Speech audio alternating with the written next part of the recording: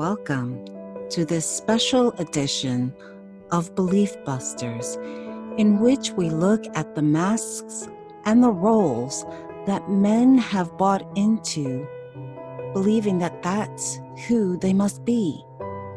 I'm hoping by the end of this series, you have given yourself permission to change those beliefs, to challenge those false beliefs, and step into the power of who you are truly meant to be. Today on Belief Busters, we have an amazing guest.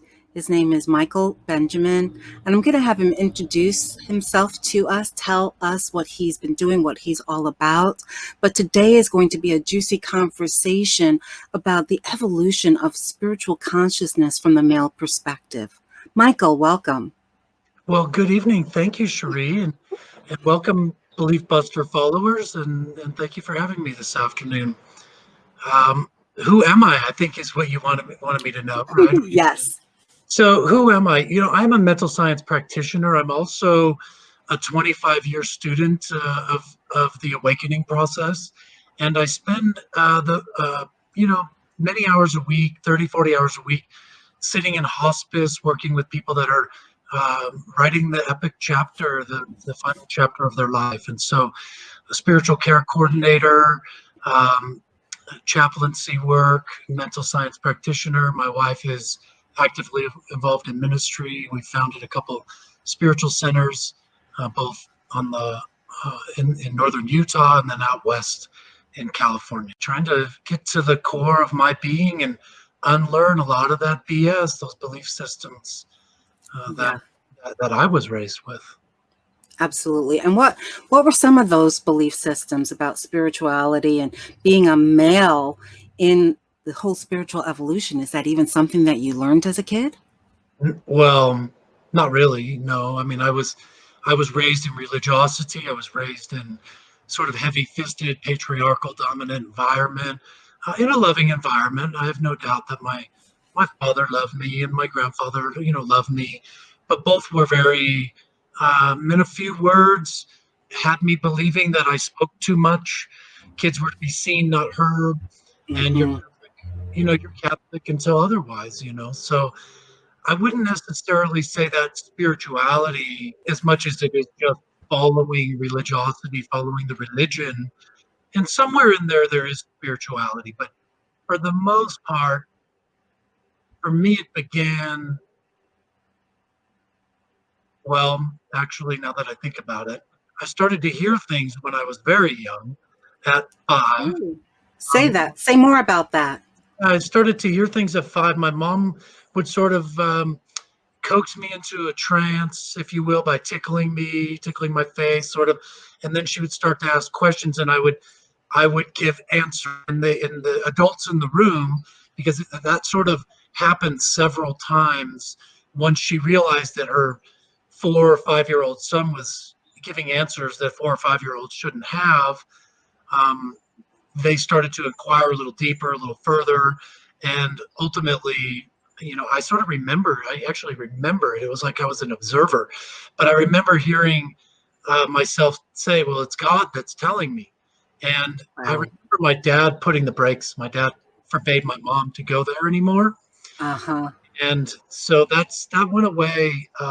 When I was 13, 14, I definitely felt moments of inspiration at churches that I would attend, spiritual services, both at the Catholic Church, and I used to chase the girls around to to Bible study classes at various Christian churches and Bible studies and things like that. So wherever the girls were going, that's where I was going.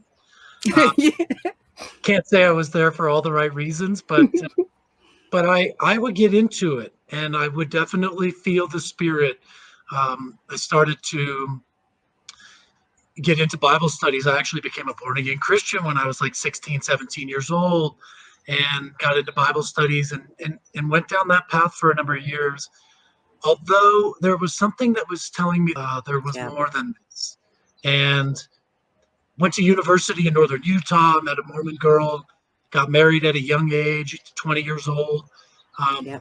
was heading down a divorce path even before I was married.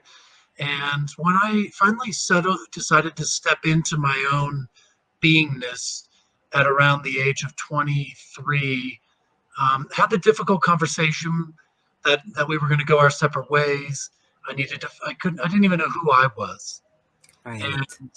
uh, how could I bring me to the table when I don't even know who I am? And Mm, so when I decided to be friends and go our separate ways, I also made a decision at that point I needed to find myself. And at that time, I came and visited with my mom, and I told her what the choices I made, and that she supported. And I asked her what this life is all about, and why am I not? Why I'm missing something here. I'm lost, and I'm making a mess with debt at the end of college, buried, spiritually lost, not really getting fed, and I came home and I asked mom what life was about, and she took me to a meditation circle where I met, I heard things being delivered in a way that I had never ever heard it before. And so my awakening really began then when I was 23 years old, and that, really heard some things loud and clear. There's a power and a presence. It's, it's more than you, you're not your body, you're yes. not your mind, and you're more than that. You're a part of something infinite, omnipresent. And I began to sit in the front row and participate in and take every reading circle, every book reading, every meditation circle, every drum circle that I could participate in. And I've been doing that for just short of, well, it was 94. So I guess that's 26 years. Wow. I hear that. Was there any conflict within you about your role as a man and opening up spiritually? Not a tremendous amount because I was hearing and feeling into what I needed, what my soul already knew. It was being affirmed. But I also felt like I was kind of lucky because of the absence of ego. I love the divine masculine energy. I love, the that fuerte, that strongness of the man. But the conflict was with only me giving myself permission to be here. And it felt really right. Nice. I don't know if you know this about me. I was also a golf professional, spent a lot of time Oh, on the course, played competitively. I would leave the golf course or leave my circle of golf buddies to go do meditation, to go to prayer circle, to go to spiritual circle, sacred circles. And I would tell people that, and they would say, "What? What? What? What's that? You know, what do you mean? You're going to go meditate, that type of thing." And it's like, well, when you're ready, when you're ready. But in the meantime, I think the biggest conflict was with me just giving myself permission to go there and to be there. yeah. Do you think that there's a reason why there aren't so many men that actually follow the call of spirit? Because, like you're saying, you're the only one there, one of few. Yeah. I think a BS, but belief systems. But BS in our world is belief systems, and that's the Right. programming that we were raised with when we were domesticated, coming into the human body, coming into human form. And Right. so often, it does go back to the fact that we are, men are here to provide for our family, to be the breadwinner, to be head of household, to take care of family. And so often, what I hear from guys is, "I don't have time. I'm tired. I work all day, and then I go coach the little league and participate in that, and that's my wife has time to do that, and Mm, so I think it just comes down to priorities. It comes down to, again, giving ourselves permission and reprioritizing um, what moves us. And I found tuning in and participating in peeling back the layers of the onion and to open up to tune into that divine light and listen to the divine mind, to get beyond my local mind is my number one priority. I don't do well. I notice when I go too long with distraction, too many people around, and I allow myself to get busy, too busy Yep. to to tune in and listen, Yep. then a few days of that, I start to get a little bit out of sync and a little bit out of sorts. And then Hmm. shortly after that, frustration, irritation, those types of things start to settle in for me. And that's a real calling to tune back in, take a stand for me, for my higher self. And I think my friends, and I've got many buddies, golf buddies, professional colleagues out in my private investment world or, past business dealings and things. And they still, after 10, 15, 20 years, they haven't been able to find the time. What I love that you said is tune in to be your wisest Tune in- self. Yeah, higher self. Tune into that. I, Look, I think most of us know by now that there's something beating our heart, something growing our hair, something multiplying all of these 50 trillion cells plus the 1,014 subatomic particles, growing into the light, slowing down, thickening into form. You Yes. know, there's something that knows how to do this. And And it's not the ego. We can it, we can say this. no, edging God out, right? Edging that Right. divine mind out. It's not easy. It's a simple path to get quiet, to tune in, to feel that presencing yourself. It's very simple, but it's not easy, especially with the busy mind. Yes. So, Yeah. what would you suggest for the guys that are listening to this show? You know, the title is "Are You a Real Man?" Right? And so, the reason that I titled it that way is because there's so many masks that men wear. There's so many roles that they buy into of who they have to be or should be or what's expected, and so many have verbalized that they feel that there's something missing, that there is something, calling them or pulling them, but yet, there's this busyness. What steps would you suggest to allow them to give themselves permission to just evolve in consciousness, to be with spirit? Even just begin to understand or think about or realize that there is this thing called consciousness. Hmm. And what consciousness, what is consciousness? Well, that can be a very lengthy, it's not a one line answer how you define consciousness, but the evolution of the creative process and the materialization of what is probably how I can best describe what consciousness is. There's individualized consciousness, and then there's race or collective consciousness within the broader consciousness.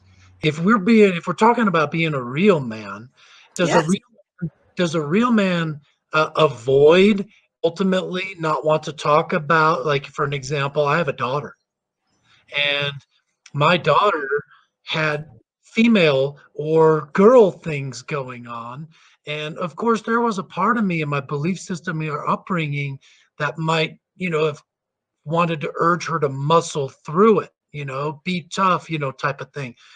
So is that a real man, like big boys don't cry, type of thing?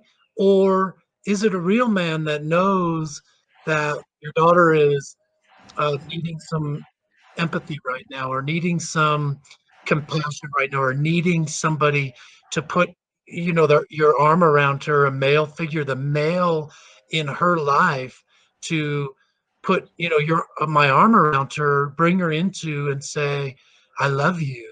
Is there something I can do to support you?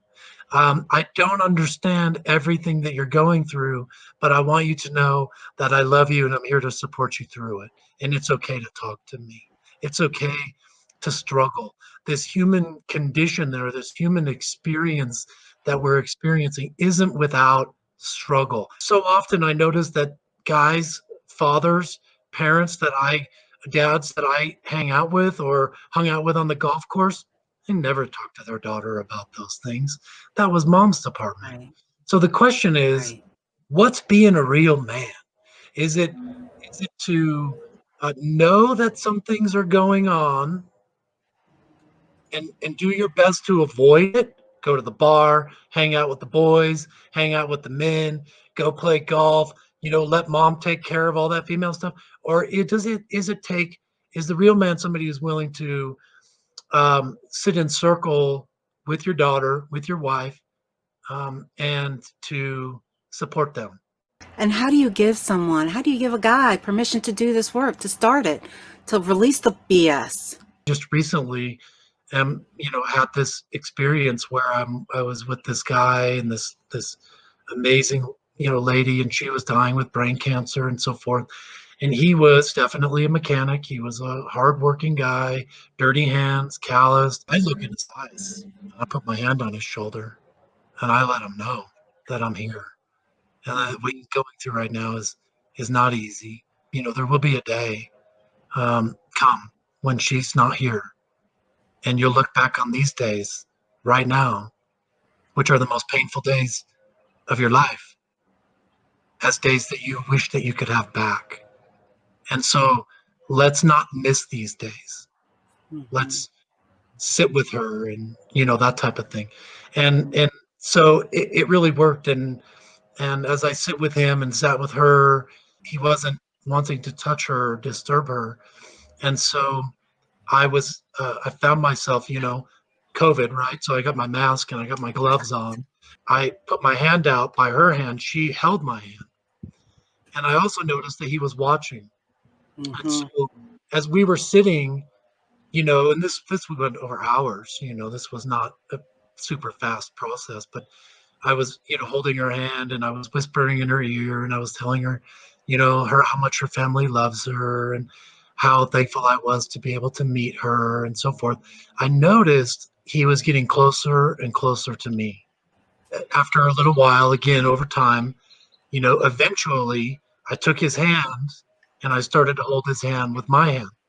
Yes. And then after a little while, I took his hand and I put it with her hand. And then after a few minutes of that, of me holding them, I stood up and I put my hand on his back, and I Mm, stood in the chair where I was sitting right at bedside with her. And I just stood up and got right behind him and put my hands on his back. And I said to him, "It's okay to cry. It's okay." And he just started to cry, and he started to say love notes to her, and he started to tell her how much he appreciated her and how much he loved her and all these things. And it was the most touching, most amazing moments that I could ever imagine. So how? I think it's just permission. Excuse me. I'm sorry, everybody. no, it was so emotional. And Yeah. but to be able to give people permission energetically, I think, and spoken word too, and so I think he felt safe to let his guard down and to open up and let it all out. And the other way, to be honest, most churches I go to, especially in the New Thought movement, vast majority are women speaking, and women in the singing, and women in the choir. And there's plenty. Michael, God, I'm not talking about you, and John Moore, John Harold Moore, and Paul Gretz, and I'm not talking about you guys. We're in the minority, but I do think that most centers I go to, the inspirational stuff, the meditation, the teachers, the yoga teachers, the speakers, are ladies. And so one of the ways I do it is to get up on stage, to get up on Mm-hmm. stage as a mental science practitioner and evoke service and do meditations and sing in the choir and all that stuff, lead meditations. And I can't tell you how many times after service I have men come to me and say, "Man, you are speaking to me. I love your energy you emote when you sing. I love the energy you emote when you kind of move and let yourself get into the spirit. It inspired me." And so the other way is be willing to just know I'm not a trained voice. I'm not a good singer, but to do it anyways and do it afraid, I do it. And so that does give people permission. It makes a difference. Yeah. When we know that our beloved, our family, our loved one, is in struggle, we can, as a man, we're a choice. Do we want to go sit and inquire and support, without the old saying like, come on, get over this or get through this, or, that type of thing. Because, we tend to do that too with our beloveds. And I've even heard myself do that in the past. I haven't always been able to open up my heart and sit in the fire without trying to put the fire out, Yes. Now you know. we're talking. And so, like, it's not always my fire to put out, but it is oftentimes mine to sit with and to inquire and support. And I know that uh, there was a time in my life that I would have avoided that, you know, hit the weed, hit the alcohol, you know, go to the golf course, stay out late, avoid, right? Right. So, I don't know if y'all know this, but our oldest boy, left this world by way of suicide almost 2 years ago. And um, that was life altering for us. And we absolutely, like, I put down business, I put down life. I took a radical shift and stretch, which led me to go full time with my wife because I didn't want her to be alone. Mm, yeah. Couldn't make it Sounds better. awful. Can't undo it, but I can sit with her every day and cry and Yes. journal and write. And I'm not sure, you know, because I'm a man, I'm a masculine energy with male parts. But I do sit in circle and open up my heart that way. And so I guess I bring, um, the awakening masculine into that circle with my wife. And at the end of the day, we're all divine source energy showing up into time as men and women, um, Yes. but coming together and honoring our collective oneness. That's what we share in common. So, Yeah. And it's needed. The divine masculine energy is so needed to balance us out spiritually. If you're a guy and you feel this spiritual pull, step into it. Take the risk. Take the risk to participate. Take the risk to be part of, to belong to. You're no less of a man. Step yeah, into what God, source, love, principle is calling you to be. And there's no shame or blame in that, my friends. No no, shame or blame. none. So, Michael, if someone wanted to work with you, what do you do and how do they get in contact with you? Oh, thank you. I'm available 24 hours a day, too, by the way. Allie Um, will not say that 24 hours a day. I don't sleep with the phone near my bedside, but you can shoot me a message. Of course, you can find me on Facebook, Michael Benjamin. You can go to my website, growingedgelive.com.